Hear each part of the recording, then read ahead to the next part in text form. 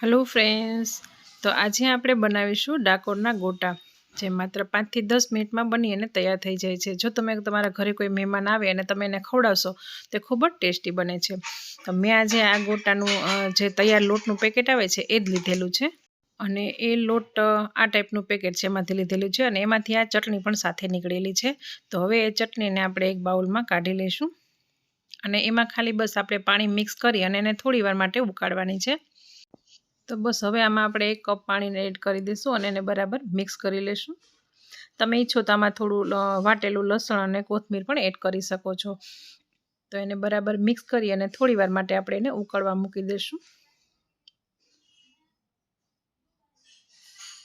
तो हवे ए साइड में उकळे ने त्यां सुधीमां आपणो लोट तैयार कर लईए। तो आ लोटने तमे पाणी या तो दूधनी साथे पण बराबर मिक्स करी शको छो। तो मैं अहींया पाणीनो उपयोग कर्यो छे અને આ લોટમાં બધા જ મસાલા ઓલરેડી મિક્સ હોય છે એટલે બીજા કોઈ પણ મસાલા નાખવાની જરૂર નથી। હા, તમે ઈચ્છો તો થોડી મેથી તમે એમાં એડ કરી શકો છો।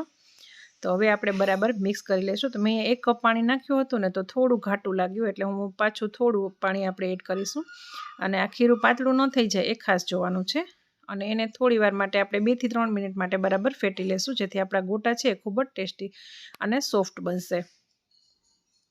તો જુઓ હવે આપણું ખીરું પણ તૈયાર થઈ ગયું છે અને આપણી ચટણી પણ બરાબર ઉકળી ગઈ છે અને મેં એમાં થોડું લસણ નાખેલું છે અને એને આપણે હવે બંધ કરી અને સાઈડમાં રાખી દઈશું અને હવે તેલ પણ ગરમ કરવા મૂકી દીધેલું છે।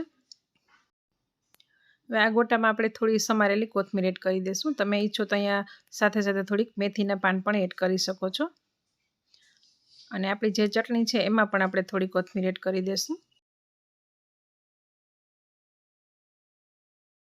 હવે આપણું તેલ પણ ગરમ થઈ ગયું છે તો આવી રીતે મિક્સ કરી અને આપણે આપણા ગોટા તળી લઈશું। તો પહેલાં થોડું બેટર આપણે એમાં નાખી અને જોઈ લઈશું। તો જુઓ આપણું તેલ પણ આવી ગયું છે તો આપણે બધા ગોટા એમાં એડ કરી દઈશું। ગેસની ફ્લેમ જે છે એ મીડિયમ ટુ સ્લો રાખજો નહીંતર એક ગોટા છે એકદમ લાલ થઈ જશે અને અંદરથી કાચા રહેશે। અને હવે એને આપણે ઉપર નીચે કરી અને સરસ ગુલાબી રંગના થાય ત્યાં સુધી આપણે એને તળી લેવાના છે। એટલે એ બહારથી તો ક્રિસ્પી હશે પણ અંદરથી એકદમ સોફ્ટ અને ખાવાની ખૂબ જ મજા આવશે। તો ફ્રેન્ડ્સ એક વખત આ રેસીપી ચોક્કસથી ટ્રાય કરજો। અને આ ગોટા સાથે તો ચટણી આવી છે એટલે મેં ચટણી બનાવી છે પણ આ ગોટા ઓરિજિનલ જે ડાકોરમાં મળે છે ને એ તો સિર્ફ દહીં સાથે જ સર્વ થાય છે અને દહીં સાથે ખૂબ જ ટેસ્ટી લાગે છે। તો જુઓ એટલી જ વારમાં આપણા ગોટા બની ગયા છે તો હવે એને આપણે સર્વ કરી દઈશું। તો મેં અહીંયા ગોટા સાથે દહીં સર્વ કર્યું છે। દહીં સાથે આ ગોટા ખૂબ જ ટેસ્ટી લાગે છે। મને તો એ દહીં સાથે વધારે ભાવે છે ચટણી કરતાં પણ સાથે ચટણી પણ આવી છે તો મેં ચટણી પણ બનાવીને રાખેલી છે। તો ફ્રેન્ડ્સ તમને આ વિડીયો કેવો લાગ્યો મને ચોક્કસથી જણાવજો અને જો વિડીયો પસંદ આવ્યો હોય તો એને લાઇક શેર અને સબસ્ક્રાઈબ કરવાનું બિલકુલ ના ભૂલશો। તો ચલો હવે મળીએ આગળ આવી જ ઇઝી રેસીપી સાથે। ત્યાં સુધી bye bye, take care and thank you for watching.